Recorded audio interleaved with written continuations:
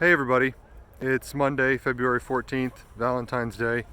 I'm out here at the park with Misha and the doctor, and we're all just still here kind of in our holding pattern, trying to figure out what's going on. There's certainly, I've kind of noticed about 5 divisions of thought amongst the expat community from Ukraine right now, and they are as follows. There's the people like me who have left the country, usually to protect, their families. They just don't want to take the chance.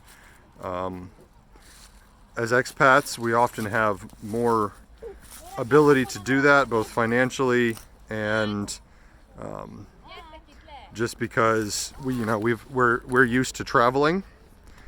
I don't think that group is very big.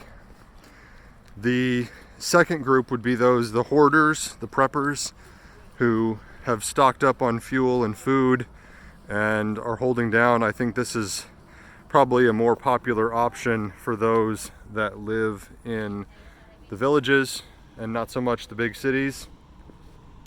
I think that's probably because if you live in a village, you probably have an alternative heating source that isn't dependent upon gasoline or electricity, and so they can just buy a bunch of firewood, and they can survive better in the event that we lose electricity.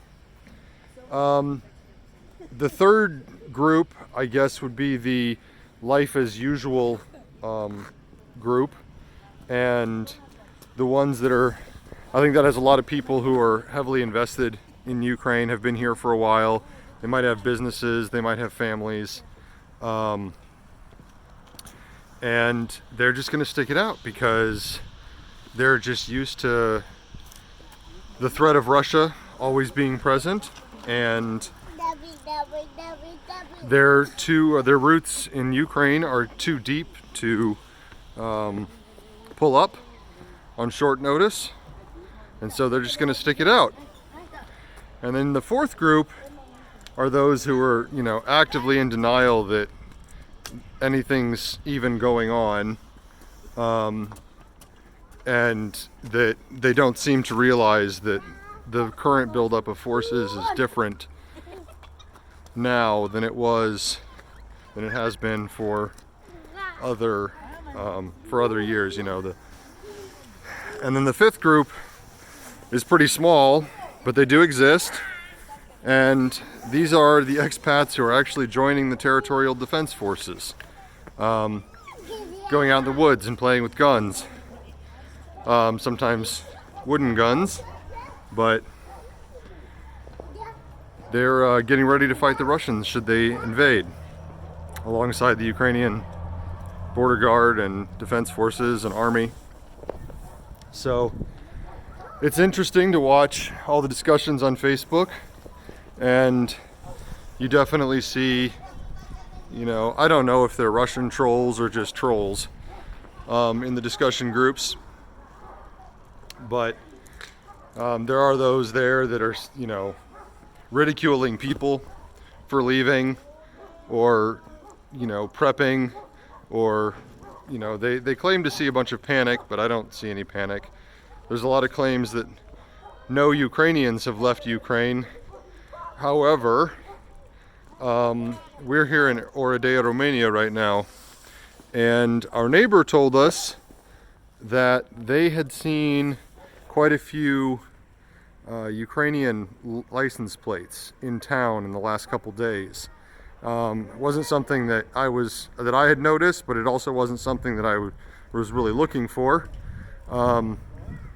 So we're going to go out to the store later, and I'll keep my eyes open, see what I see.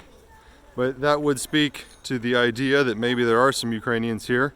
I think I've said before that we have friends, Ukrainian friends, who have left the country.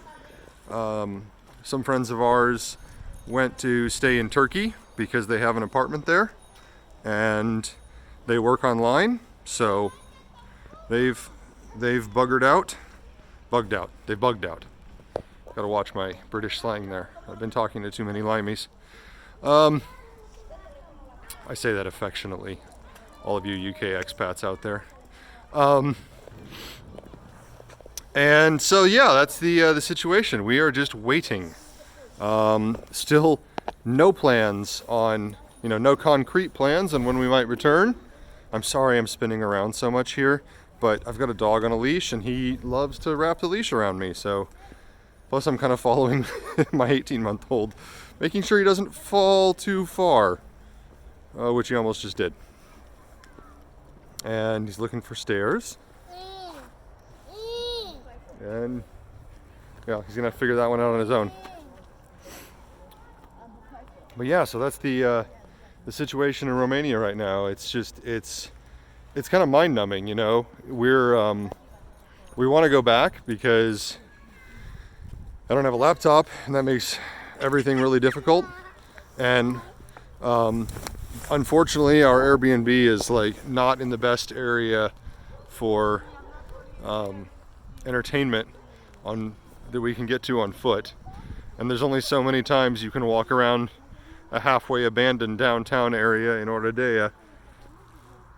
So there's only so many times you can go shopping every week. Although I think we're intentionally buying groceries for only one day at a time so that we have a reason to go shopping every day, just to get out of the house. It's tough here. I've got a lot of hobbies that I like to engage in, and painting miniatures and woodworking, and even writing is kind of on hold because I just can't write on a cell phone, and it's kind of aggravating. Can't wait to go back, but we're gonna wait and see what Putin decides to do, and until they go home, we're staying here. So take care of each other, be kind, help out your neighbors, and pay attention. Stay safe. And this has been Dylan from Romania.